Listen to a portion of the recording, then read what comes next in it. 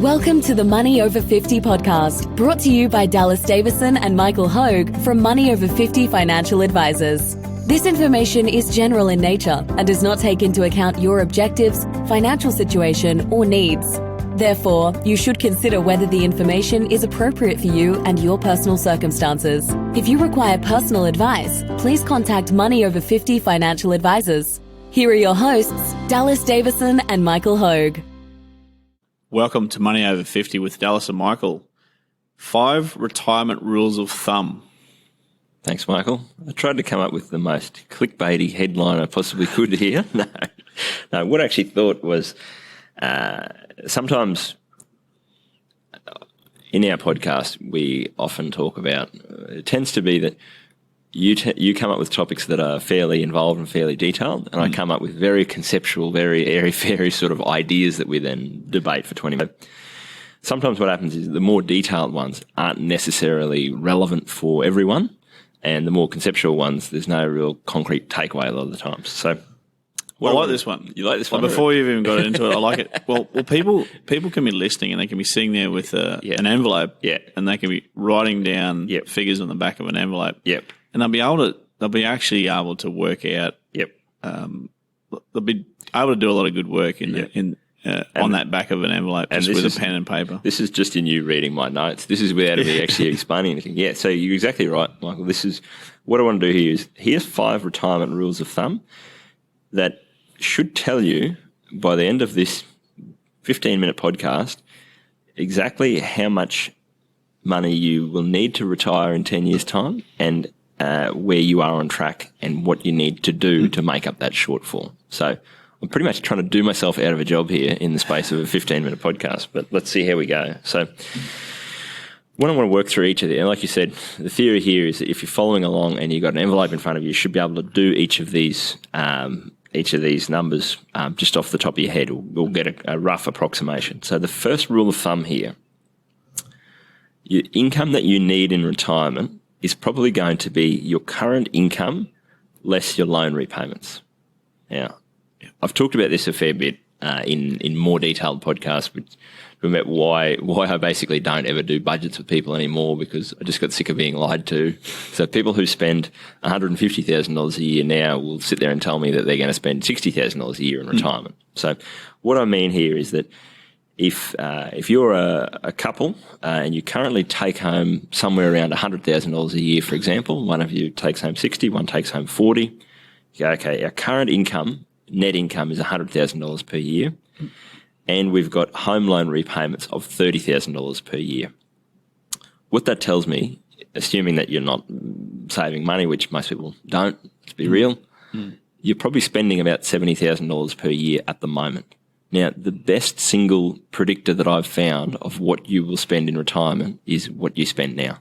If you spend $70,000 a year now, separate to your mortgage repayments, that's probably about what you're going to spend in retirement. And again, you can go back to the previous podcast where we've talked about this in more detail, but invariably what happens is some of your expenses will drop a little bit. You might go back to 1 car instead of 2, or some of your work-related expenses will stop. But some of your other expenses will go up. You'll have more time to, go and do things socially. You'll probably want to travel more, that sort of thing. So that's the first rule of thumb, is to work out what you probably need roughly as income in retirement. Take your current net income, remove any loan repayments. That figure that you've got left over is probably what you'll need in retirement. Yeah, look, agreed. And these rules of thumb can also be enhanced. If you're sitting there thinking, yeah, that's me, but we want to do 10 years, a lot of travel, a year worth of travel. Then you just add that on. Yeah. So you make that addition or subtraction. Yep. You'd hardly ever be making subtractions. No, that's right. You'd be making additions to that. So, and that's exactly right. It's again one of those things where you go, as you think about it more, it's really to start a conversation as well. Is that the main thing with this rule of thumb is, don't kid yourself for a minute. If you're currently spending $120,000 per year, you're not going to spend 60,000 in retirement. No, it's unrealistic. Yep. And so I've had all sorts of justifications given to me as to why that someone could halve their things like, we'll have more time to go and search out the specials. Well, what's funny is because then, and this is why we've touched on this rule of thumb, is that if someone who's currently spending $120,000 a year says, when I retire, I'm going to spend 60, if I then said to them, well, why don't you spend 60 now and put 60 into super? And they go, oh, no, I don't want to do that. Well, that's probably where we're going to be at. So number one, your current income, your current net income, so your after-tax income, less your loan repayments, is about what income you can assume. Yes, you can assume is what you're going to need to spend if you're retired right now. Yeah.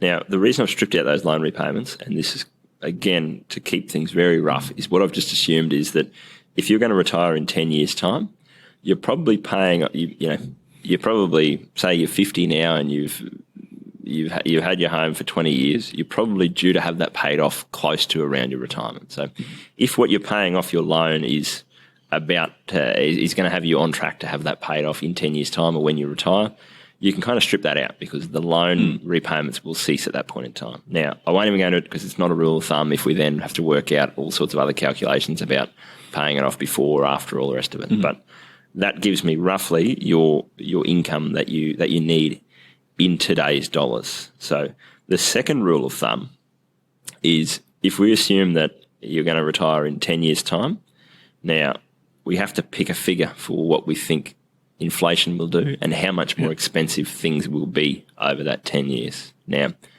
to be conservative, what I normally allow for here is inflation at a slightly higher level. So what we do is we take your income needed in today's dollars, we times that by 1.35. That gives me the effect of inflation over 10 years at 3%. So something that costs you $1 today, in 10 years' time, after 3% inflation each year, will cost you $1.35 for that same thing. Yep. So to follow through with your example, if your current income was $100,000 in the 0.1 and you're making $30,000 of loan repayments, we assume that you'll pay the loan out one way or another before you retire. Therefore, it's $70,000. If you're retiring in 10 years, to take account of 3% inflation rate over that period of time, we would multiply $70,000 by 1.35 times. Is that correct? Yes, that's correct. So we'd be at somewhere in the ballpark of $95,000. Yep. So essentially, rule of thumb number 2 is that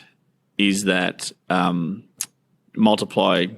If you're retired now by 1.35 times, it'll give you what you need to be drawing as an income to buy you only what $70,000 buys you now. Yep. You'll need to be drawing $95,000. That's right. There's a bit of fat built into that. Yep. Because the RBA's we know that inflation. We just did a podcast recently where inflation has been 1.6% or 1.7%. Yep. Over the last 13 or so years since the bottom of the global financial crisis. Yeah. So it's been running at lower than 3%, but it's good to build in a bit of fat. Well, that's right. It's like anything. Whenever we're looking at these figures that are in the future and kind of unknowable at this point in time, I'm reminded of my father, the manual arts teacher's wise words of better to be looking at it than looking for it. Yeah. So I'd rather allow that we need more than what we really will need in 10 years' time. But so yeah, those give you a rough. I can do them off the top of my head. So if you want about $60,000 a year in today's dollars, so again, if you're earning $90,000 and you're spending $30,000 on mortgage repayments and you've got $60,000 left over, and you said that's probably about what I need in retirement, 60 times that 1.35 puts you at around $80,000 in 10 years' time. So that then tells me, as we're working through this, we've firstly worked out roughly what will I need in retirement in today's dollars. This second one tells me what will I need in future dollars. So what amount of nominal dollars will I need each year to give me the lifestyle that I currently want? So again, to use that figure, if it's 60,000, if we times that by 1.3, it's roughly $80,000 per year. So in that first year of retirement, you will probably need to draw out somewhere around $80,000 a year to live the lifestyle that you want. Now, the third rule of thumb there, this now tells us roughly the total figure or the retirement savings target that you would need to be able to safely draw that level of income forever and a day. Now, again, ASIC, if you're listening to this, don't sue me. This isn't a guaranteed figure, but as a rule of thumb, you would want at least 20 times that first year's income. So in that example, if we'd said you're going to draw $80,000 out in that first year of retirement, you probably want $1.6 million in total retirement savings. Now, as I said, that's a complete rule of thumb. It depends on how certain you are of the income that you need to draw. Well, it depends all on those sorts of things. It depends on a lot of things. Yeah. One of which is where that money actually sits and what's it's invested into. Yep. Because if it's invested into bonds and term deposits, it's not going to be enough. You're going to plough through that money. We're going to need about 50 times that first year's income. So go back and listen to the Shocking Risk of Term Deposits podcast that we've done recently. Yeah. To look at the difference, say 1.6. I mean, what I'm talking about there, if you manage to accumulate $1.6 million with that rule of thumb, I need $80,000 in this example. Mm-hmm. In 10 years' time, I need to draw $80,000 of income. I therefore need 20 again, it's called the rules of thumb, so it's all rules of thumb. I need at least 20 times that amount, so I need 1.6 million. Yeah. That 1.6 million is useless if it's sat in the current term deposit and bond rates of return, which are under 1% per year. Yes. Even if I'm getting 1%, and I wouldn't be at this point in time. Yeah. My $1.6 million only earning $16,000, and I'm drawing 80 for me, and I'm drawing 80,000 out. I'm going to run that out really, really quickly. That's a great point. So it has to actually be, worked hard enough for you. Yep. And at that point in time, we're talking.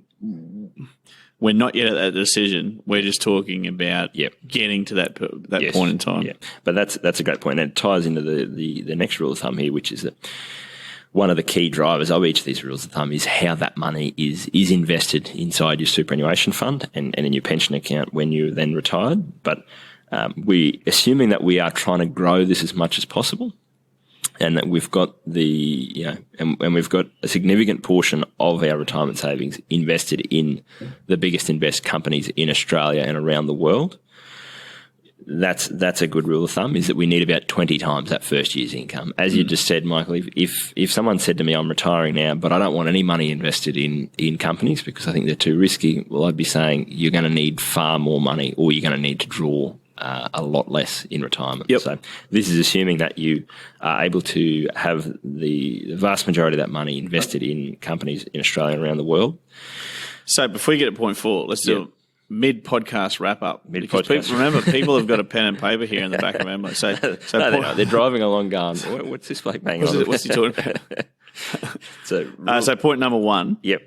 So the current income that you're earning, as a family unit, husband and wife, or a single person if you're single, is less the loan repayments is the income that you're probably going to need in retirement. So to give you that example of if a couple's earning combined $90,000 per year and their mortgage repayments are $30,000 per year, the current income of that they're spending at the moment of $60,000 per year is a fair proxy for what I think they will probably spend in retirement. So that's rule of thumb number 1, is that let's assume in this example, continue on with the same one, let's assume that figure for one household is $60,000 per year.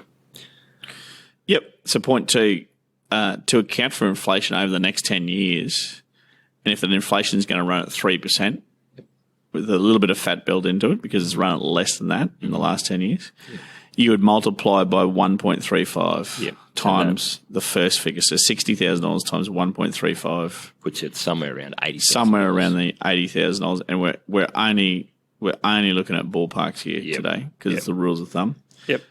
Point 3 is that whatever that figure is, and it's $80,000 that we've estimated, the day that we retire, we want 20 times that this person needs $80,000 of income in that first year. They want to have an account balance or combine account balances in retirement savings of 20 times that figure, which is $1.6 million. Exactly right. Forgetting and not even looking at where we need to invest that. Yeah. So it's all ballparks. It's all ballpark information here. They need to get to that figure first. So these 3 rules of thumb will tell you the figure that most people probably don't know right now, which is how much money will I need in retirement. So if you stop listening now or you've arrived at your destination, you're not driving anymore, and there's your one takeaway, is that if you just sit down and go through these 3 figures, that will tell you roughly how much you need when you retire or your retirement savings target. Now, I've continued on here with another couple of rules of thumb that tell you roughly where the 4th rule of thumb is the one that tells you roughly where you're on track to be. So your current balance or your current amount that you have in superannuation should double roughly in the next 10 years. Now, what goes into that? Tell us. This is the rule of 72, Michael. No, I'll do a completely separate podcast around this. I really like this rule of 72 just as a very quick test of a smell test of what's feasible. So if you assume that you get a 7% rate of return for the next 10 years, so if you've got $500,000 in superannuation right now, and that money gets a 7% rate of return for the next 10 years, you are going to be on track to have that money double over the next 10 years.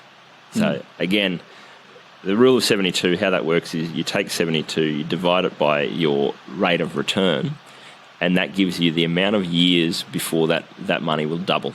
So I'll go into that in more detail in another podcast, but basically 7% rate of return is relatively conservative, I would say, for what we would sort of normally look at for how we'd want that work. If we're going to work that money as hard as possible, and we've just done a podcast talking about this, about over a longer time frame, 7% is a bit of a worst case for the greatest companies in Australia and around the world. So if we work on that, I think that's a conservative way to think of it, is that whatever you've got in superannuation right now, that will double over the next 10 years. Yeah, so what we often see is the investment strategy that people have in their existing superannuation funds, generally speaking, is a little bit too conservative for what their goals say they need to return. And we find that the return that they're likely to get is actually less than that 7% rate of return.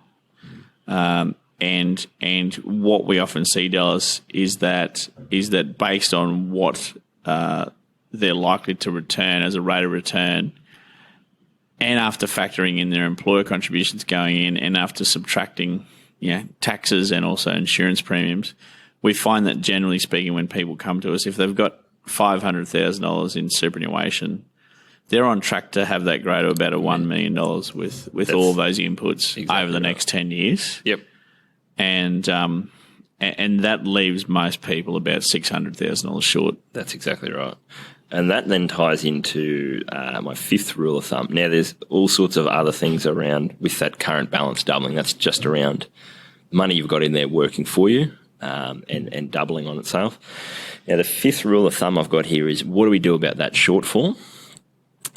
So we've normally calculated for most people that what they actually need in retirement and where they're on track to be, there's a difference there. So as a rule of thumb, for every $100,000 that you are short of your retirement savings target, you will need to give up about $100 per week to bridge that gap. In the hand. In the hand. We've done a podcast on this one. We've done a podcast. The give up. Well, we've done 2, actually. We've done number 88. Yep. Which is called turning $100 per week into $100,000. Yep. And number 105 called the give up, get back ratio. Exactly right. So it's a good one to look at for a number of reasons, because even ignoring if you're going to be short or not, my theory is that everyone has $100 a week around them that they're wasting somehow. Yep. And if you look at it that way, yeah, there's $100,000 of whatever the shortfall is going to be. Yep. Or if there's not going to be any shortfall, which for most people that's not the case. Whatever that shortfall is going to be between where you're on track to be at retirement and where you need to be, if you start right now and you find $100 per week in the hand and you actually have that go into your superannuation fund, then rule of thumb, and you invest that correctly, not into something that's going to perform in the top percentiles, but just average, high growth, diversified, good quality companies. That $100 a week in the hand that you give up right now turns into about $100,000 in 10 years' time. Yep. Now, there's tricks to that, of course, and we won't go into all those now, but what you're really putting in is closer to $150 a week because you're doing it smartly and claiming it as a tax deduction. And what it turns out to be is it's a reduction in pay of about $100 per week. Yeah. There's smart tricks to that, but getting that to turn into $100,000 over a period of 10 years is makes a huge difference to people's. That's right, and that scenario. That's the bit that I guess I haven't. It's harder to show as a rule of thumb, which is the effect of your employer contributions going in. So. Some of your employer has to make contributions. For some people, if you're not self-employed, your employer has to make some contributions. That will also increase. So even if you just wanted to use that also as a very rough rule of thumb, if you're earning $1,000 per week and your employer is paying 9.5% super contributions, there's about $100 a week going in. Now that's not quite right, and I won't even go into the detail about that, but. That, I guess, tells me, to go back to the example there, if you've got $500,000 in super and it doubles over the next 10 years, so we know that you're on track for about $1 million just with your retirement savings growth. We know that you need about $1.6 million. There's a shortfall of $600,000 there. Now, some of that will probably be bridged with employer contributions depending on how much they put in and all sorts of things there, as long as you are an employee and not self-employed, or whether you pay yourself a wage, all those kinds of things. But that's the main thing that I want to sort of leave there, is that you need to find that $100 per week per $100,000 that you're short, whether it's through your employer contributions or your own giving up net income each week. It's a very simple one. If you know that you're going to be $600,000 short and your employer's only putting in $200,000 per week, you're going to need to find another $400,000. You are not going to be on track. And that's, I guess, the first smell test there. Now, I've deliberately left this very vague around $100 per week as net versus gross and all the rest of it. But that just tells me, am I on track? Or am I going to be short? And if I'm going to be short, roughly how much do I need to be adding in to get to where I need to be? So recapping. So first 3 rules of thumb tell me how much money I need at retirement. So current net income, so after-tax income for the household, less loan repayments is the income that I'll probably need to spend if I was retired right now. Yep. I need to multiply that 0.2. I need to multiply that by 1.35 to allow for inflation for every 10 years. To allow for inflation. I then 0.3 need whatever that figure is going to be. If it's $80,000 of income that I need to draw in the first year of my retirement in 10 years' time, I'm going to have to multiply that by 20 to get the ballpark of the lump sum of retirement savings that I need, which is $1.6 million. My current balance will double every 10 years as the rule of 72. This one here, without digressing too much, people aren't getting a 7% rate of return because they're in target dated funds. They've got insurance premiums coming out. They've only got employer contributions going in. And what we usually see for this 0.4 here is for getting employer contributions adding to that balance. $500,000 only turns into $1 million, even with employer contributions going in over the last 10 years of someone's working life. That's one of the big things we talk about is that's an available resource. You've got that money in your super fund. That really needs to be working as hard as possible. Yes. Every dollar that balance grows by is another dollar that you don't have to contribute in. That's that you don't right. have to give up to make that happen. And point 5, for every $100 a week in the hand that you can give up, if it's harnessed correctly, that'll turn into roughly about $100,000 over the last 10 years of your working life. So that's, I guess, where we end up is that if you go through that, as we said in that example, if you need about $60,000 per year in today's dollars, in 10 years' time, that's about $80,000 per year in future dollars. You need about 20 times that first year's income, which is about 1.6. If you've got $500,000 in super at the moment, that's going to grow to around $1 million. So you need 1.6. You've got $1 million. You need $600 per week going into super. Now, that can be a combination of your employer contributions or your contributions or something else. However you do that, that's what you're going to need to do to bridge that gap. Yeah. Dallas, you haven't done yourself out of a job because I can down. You know what I was able to download the other day? What's that? The training regime of Daley Thompson, the former decathlon champion from Great Britain in the Olympics. Yeah, and have you followed that program? Now, unless I've got someone looking over me and telling me what to do and when to do it and what to eat and all that sort of stuff, I'm never going to do that. I thought you were going to go with Roger Federer has a tennis coach. Well, he does too. It's a fact. Roger Federer has a tennis coach. The greatest tennis player the world's ever seen, and he still has a coach. And that's, I think, the point here of hopefully that's left people with some good takeaways to give them a rough idea of what do we really need as a retirement target, where are we roughly on track to be, and what will we need to do roughly to meet that shortfall. But as I said, for each of these figures, I've tried to make them as concrete as possible, but there's a lot of moving parts within there, and there's a lot of variance across different situations, and so that's I guess the key there is, like I said, I don't think I've done myself out of a job either, because there is a lot. The devil is in the details with a lot of these things. But hopefully, as you said, if you're sitting at home and you've got the envelope with scribble all over it now, hopefully that's given you a rough idea of your situation and where you're tracking. That's a good one. Thanks for listening. And again, if you are a fan of the podcast, which we assume you are if you're listening this deep into this particular episode, if you could please jump on to iTunes and just where you play your podcast from and rate us. Like I always say, 5 stars will do. Thanks for